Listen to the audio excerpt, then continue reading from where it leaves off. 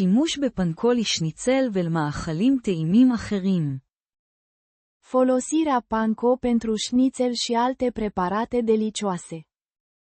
פנקו הוא סוג יפני של פירורי לחם. Panko este un tip japonez de pesmet. אנשים רבים משתמשים בפנקו להכנת שניצל. Mulți oameni folosesc panko pentru a prepara șnițel. פנקו קל יותר מפירורי לחם רגילים. Panko este mai ușor decât pesmetul obișnuit. פנקו מעניק למזון מרקם פריך. Panko oferă mâncării o textură crocantă. אנשים רבים חושבים ששניצל עם פנקו טעים יותר. Mulți oameni cred că șnițelul cu panko este mai gustos. פנקו מסייע ליצור ציפוי זהוב ויפה. Panko ajută la formarea unei cruste aurii frumoase. הציפוי נשאר פריך למשך זמן רב יותר. Crusta rămâne adesea crocantă mai mult timp. שניצל עוף עם פנקו פופולרי מאוד. Șnițelul de pui făcut cu panko este foarte popular. אפשר לצפות גם דגים בפנקו. Peștele poate fi și el acoperit cu panko. אנשים רבים משתמשים בפנקו גם עם ירקות. Mulți oameni folosesc panko și pentru legume.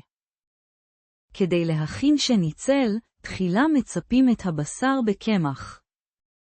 Pentru a face șnițel, acoperiți mai întâi carnea cu făină.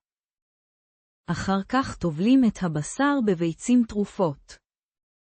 Apoi înmuiați carnea în ouă bătute. לאחר מכן מצפים את הבשר בפנקו. Apoi acoperiți carnea cu panko. מטגנים את השניצל עד שהוא מזהיב. Prăjiți șnițelul până devine auriu. חלק מהטבחים מערבב עם פנקו עם פירורי לחם רגילים.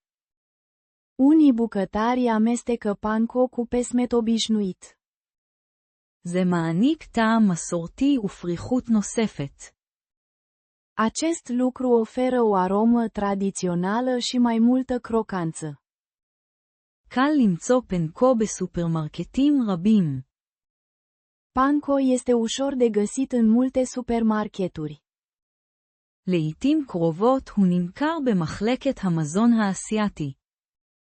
Este adesea vândut în secțiunea de produse asiatice.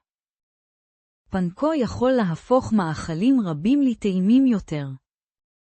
Panko poate face multe preparate mai gustoase.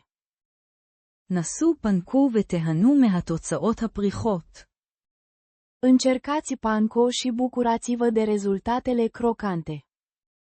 נן. Nan, נן. nan, נן. nan, נן. nan, נן. nan, נן.